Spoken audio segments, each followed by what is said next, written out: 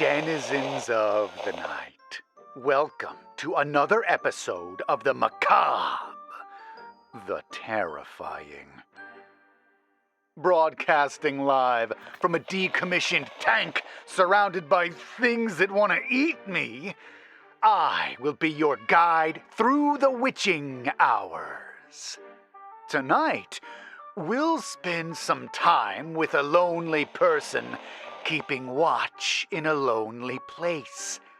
My heart goes out to those people with necessary but terrible jobs, and this one takes the cake. Close your eyes and imagine our scene.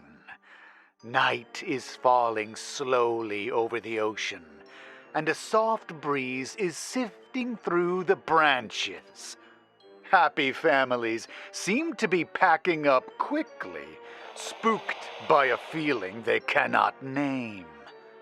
Through the empty hallways of a forgotten building nearby, a voice echoes, but no one else but us is around to hear it. This story is called I Work at an Abandoned Military Base. I Know There's Something They Aren't Telling Me, and was written by Jamie Polizzi. Sometimes I'll find a body. Sometimes I'll hear a scream. But most of the time, the others simply disappear. When I found Annie, the only friend I ever remember having, glassy-eyed and slumped against the wall, staring up at the ceiling, I knew she had looked. She looks so peaceful. I don't think it's reversible. There is no cure. After Annie, I stopped becoming attached to my coworkers. I ignore names, rarely talk to the others. It's just easier that way. That's what I tell myself, at least. It's more palatable than the truth that I couldn't remember them even if I tried. When I do find a body, or if someone never returns from their shift, I have a number to call. Their cars will sit in the lot for months, rusting from the constant spray of salt water, until, eventually, just like their owners, the cars too will be gone in the night. Each day at dusk, I pull into the decrepit parking lot, the uneven cement rocking my car and jostling me around as I seek out what has become my usual space. I chose it specifically because it gives me a clear line of sight to my building. My back is to the ocean and the dunes. If something was going to take me, it at least wouldn't catch me by surprise. I'm not supposed to look, but I can't imagine anything worse than it all being over before I have a chance to see what I'm spending my nights with. Most days I remember how to get here, but I'm careful to check the notes I left myself. The addresses jotted down as home, work, just in case.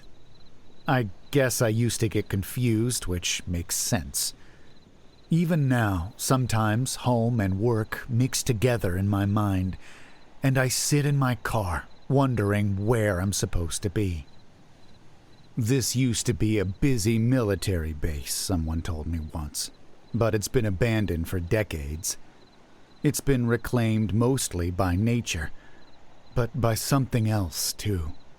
The crumbling buildings where the families used to live are tucked far back into the state park that's full of life during the day. Most people aren't even aware they're back here. It's quite a hike to get to them. The park is beautiful and filled with tourists during the day, whom I doubt in their wildest dreams could ever imagine what goes on here after darkness falls. It's filled with something at night, too, but I don't know if life is the right word for it. The sunsets are unlike anything I've seen before. Golds, reds, and oranges dance along the dunes and reflect in the choppy waters. They've taken many things from me, but never the sunsets. It's almost worth what always happens next to see them. Perhaps it's telling that the tourists always clear out before the sun dips below the horizon. I think we all have some innate sense of self-preservation that alerts us when we're in danger from something that we cannot perceive. That tells us, yes, if you leave now, right now, you're going to miss one hell of a sunset, but at least you'll live to see another. While I sit along the stone wall facing the sea, I see them heading to their cars. They always have a sense of urgency about them, eyes wide, panicked by something they can't quite put their finger on. All they know is that something inside of them is screaming at them to get as far away as possible, and so they do. I have it too, the sense. From the moment I step out of my car, I can feel it. It only worsens as I walk the lonely and winding trail. The shattered windows of the surrounding housing complexes frame the blackness within like sharp teeth, and my own first instinct is to get as far away from them as possible. But I just don't have a choice. It's hard finding a steady job when you got a record like mine, and I'm incredibly lucky. Well, at least that's what they tell me. I can't exactly argue. So unlike the families that get to go home together, laughing, smiling, I have to step away from the shore and moonlight and into the choking blackness of the buildings. Each night, I sit on the old cement floor of my building, sand that's found its way inside gently invading the crevices of my shoes, gathering in the creases of my jeans. The place always triggers such a wave of sweeping sadness whenever I walk in. Children's toys still litter the ground, some melted to the floor, others barely recognizable, but somehow the hazy familiarity is still comforting. What little paint was left on the walls long ago bubbled up, warped. There's a blackened outline on the wall in my building that they tell me not to worry about, that it's nothing, but I'm not an idiot. I know what it means, that it serves as a permanent memorial to the person that happened to be unlucky enough to spend their final moments there. All that's left of them is the negative space they left behind. Sometimes I dream about what must have happened here. It's always so vivid. The searing pain, clothes melding with flesh, everything melting. They say nothing like that ever happened here, that it's all in my head, a symptom of my work here. But I know that the things that live here only take, they do not give. Some evenings, I just sit and wait by myself in the velvety dark. But many nights, they do come. Whatever went on here resulted in something toxic that seeped into the sand, the walls, the floors. They say the people stationed here and all their families were moved to other bases, and although many left with a sickness of the body, some of the mind, they all recovered. Sometimes, though, I wonder if any of those people ever left. They don't like to be looked at, the current inhabitants of the base, I was told. If you do not acknowledge them, if you do not run from them, they will usually leave you alone. I think that's the fatal mistake that the others make. They look. It's hard not to, when you're sitting in silence so absolute that it begins to eat at you, and you suddenly hear movement besides your own as something heavy steps across the floor. And of course, once you look, once you've seen, you have to run.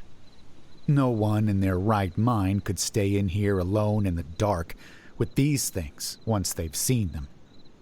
I've never dared to look myself, but I can feel it once they're near me, that to truly see would unravel any threads of remaining sanity I have left. Even if you don't look, they still take something from you. I try to think about small, meaningless things while I'm here. The jingle from a commercial I heard during the day, an article from a random magazine, something I won't miss when it's gone. When I was new, I must have made a mistake and thought about my family, my life before this. Why else would there be a hole there? Sometimes, I can only tell what's missing by the edges of the negative space left behind, the immense sense of something lost. The inhabitants make their way down to the sea each night and cry out mournfully to each other in an eerie call and answer. I suppose they too have lost something. Maybe that's what they're searching for when they take from you. I wonder if they ever find it. Only when the sun comes up do you get to end your shift. I've been told they don't like the sun, not anymore. Sometimes they come back up into the buildings while it's still dark, and they wait with you, a silent companion that you can never look upon. They grasp at me at times, desperate for my acknowledgement, pallid flesh, always cold, seeking. Will they empty you of everything you have if you sit there with your eyes squeezed shut so tight that it hurts? I wonder that every time I go back, if each shift will be my last. I don't know what my employers are getting out of this. Maybe I knew once. If I did, it's long gone now, lost in the tall trees and whirling sands and the things that dwell here. I can guess, though. Perhaps we are something to keep the creatures occupied. Us, the dregs of society, rather than the tourists. All I know is that once the sun rises, the others and I nod silently at each other as we make it back to our cars. If one of us doesn't come back, well, they'll find someone new. I have a tradition when I get home. Make something to eat, fill my head with movies, gossip magazines, anything. Review the list and add anything new that I need to remember. I wish I'd started the list earlier. This morning when I got home, I spilled my watery coffee, and while wiping it up and thinking about how I'd never get my security deposit back, I saw something under the sofa peeking out at me.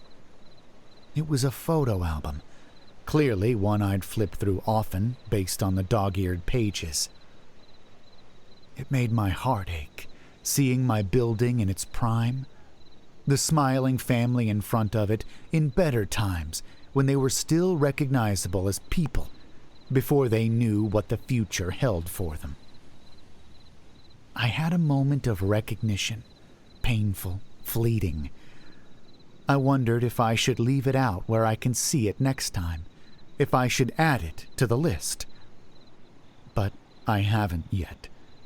Each time I've found it before, I must always decide that that would make things too difficult, too painful, and hide it again. Why dwell on something that can't be changed? It's easier this way, I decided, as I shoved it back underneath. Some things are better left forgotten.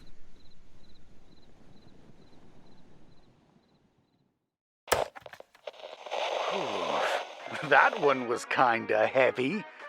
I tried to warn you at the offset with that somber scene I set. Do you know what an allegory is? It's when you can interpret a double or hidden meaning in a story, like in Animal Farm. The animals and the society they create are supposed to be a warning to us. I don't think this story is a full-on allegory, but I do think that monsters that make you forget sound suspiciously like some monsters from the real world. don't you? If you enjoyed this story, please check out the author, Jamie Polizzi, in the links below. Please also leave a like on this video and subscribe for more stories like this one. Whatever you do, don't forget and don't fall asleep.